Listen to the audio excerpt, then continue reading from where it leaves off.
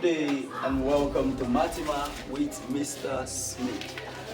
Today we're going to be looking at the topic simultaneous equations. Simultaneous equations.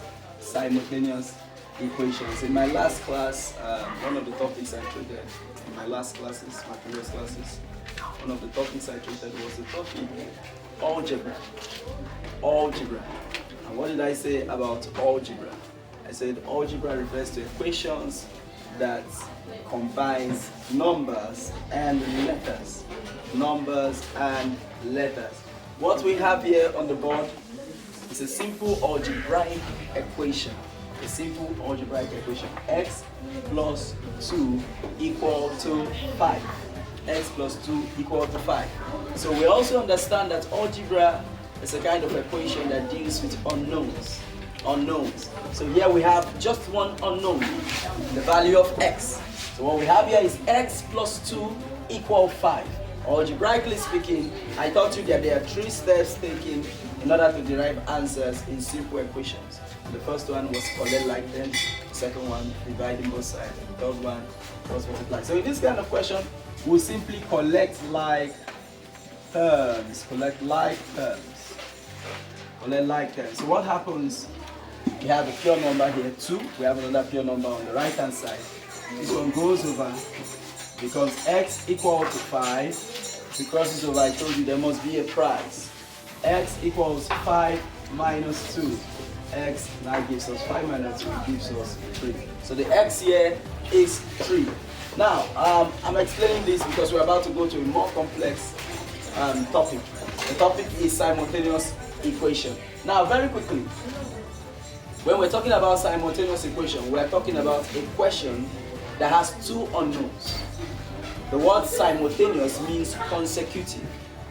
Now when I say simultaneous equation, it simply means in this kind of question we have just one unknown. But in simultaneous equation, they are asking for 2 unknowns. For example, in a question they can say you should find x and y. In another question they can say you should find a and b. It can be c and d, f and g.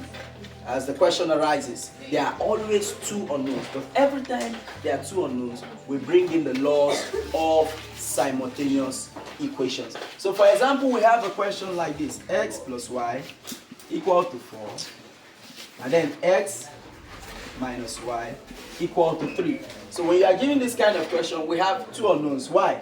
We have x, and we also have y. We have x, and we also have what? Y. Here also x and y. So in order to solve this, we have to bring in the laws of simultaneous equations.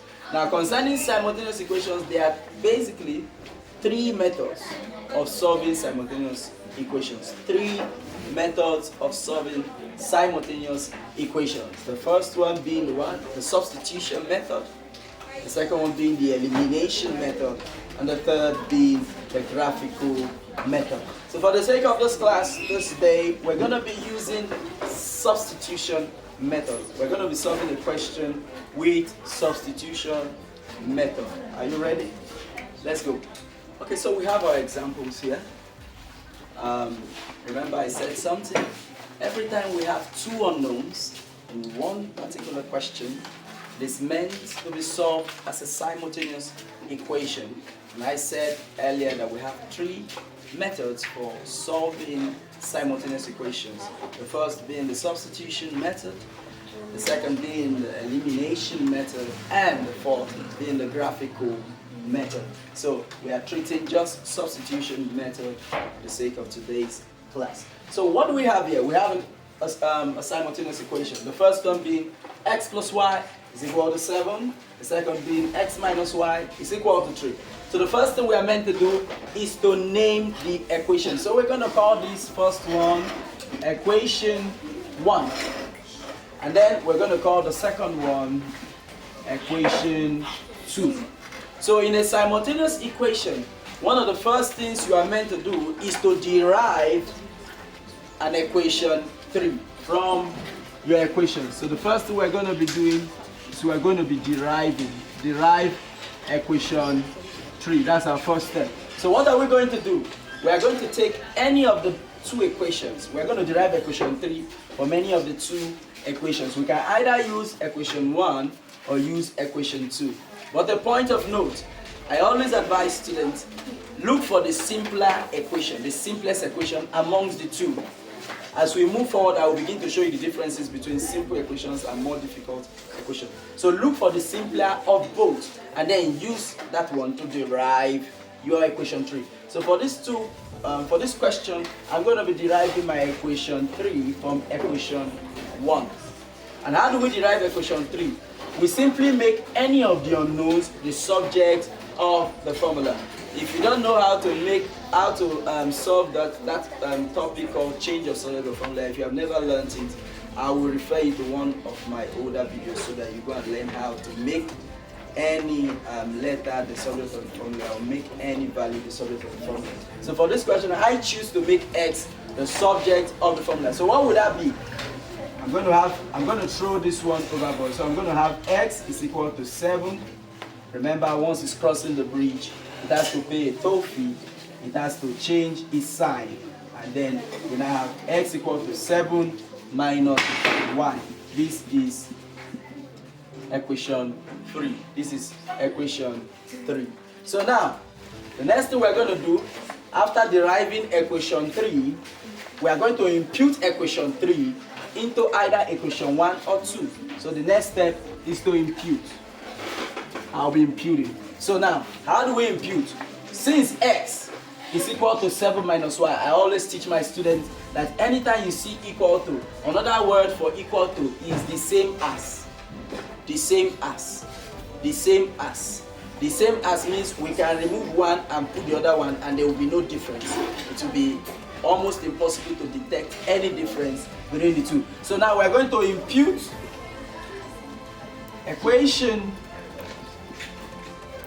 3, which is the new equation, which was the equation we derived, into equation 2. Into equation 2. Now this is equation 2 and this is equation 3. So the first thing we are going to do is that we are going to rewrite equation 3. We are going to rewrite equation 3. So equation 2 rather. So equation 2 says x minus y equal to 3. X minus y equals to 3. So if we are to impute equation 3 into equation 2, that means anywhere we see x in equation 2, anywhere we see x in equation 2, we are going to write it as 7 minus y. Why? Because x is the same thing as 7 minus y. And 7 minus y is the same thing as x. They share a certain form. So meaning where I have x, I'm going to write 7. I'm going to rewrite this equation and I'm going to write 7 minus y equal to 3. 7 minus y. Why? X is 7 minus y. 7 minus y, this is x. And x is 7 minus y. 7 minus y equal to 3. So what am I going to do next? 7 minus y minus y. Minus y will give you what? Minus 2y.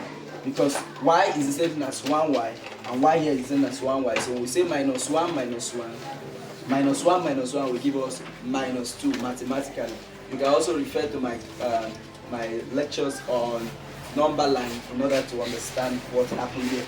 So equal to, I bring down my 3. Now 7 minus 2y equal to 3.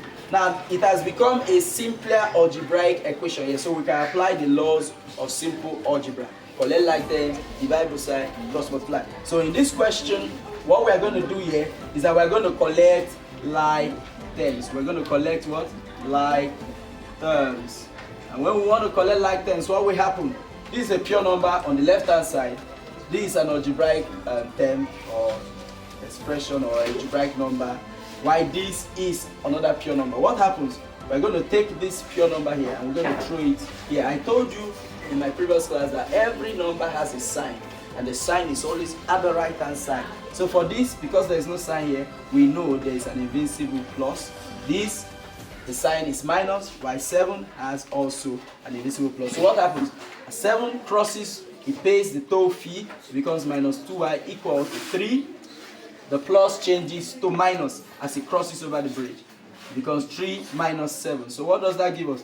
minus 2y equal to 3 minus 7. 3 minus 7 gives us what? Minus 4. So what we're going to do next? What are we going to do next? We're going to divide both sides by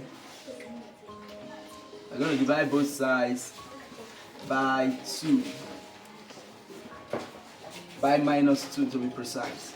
We'll say minus 2, minus 2, minus cancels minus 2, cancels 2, minus cancels minus 2 here. 1, 2 goes into 4, 2 times. So our y is equal to 2. So now we have gotten what y is according to our question. Y is equal to 2. Now to get x, remember I said simultaneous equation involves questions or derived questions where we have two unknowns. Every time we have two unknowns, we simply bring in simultaneous equation laws. So what are we going to do here? To get x now, we have gotten y. To get x, we are going to impute y into equation 1. So equation 1 says x plus y equal to 7. Substituting y, we now have that, we know that y is equal to 2, equal to 7, right? Then now x plus 2, collecting like terms, this one goes over. We now have x equal to 7 minus 2, x equal to 5. Therefore, x is equal to 5 and y is equal to 2. These are our final answers. So I believe going through the steps, remember the first thing we derive our equation 3. Next thing we do, we impute equation 3. We derive our equation 3. We impute equation 3 into any of the equations. And the moment we get our first value, we impute it later into any of the equations to get the second value. So I believe you understood this. So we also have another question here. I'm going to show you that shortly. Put it up.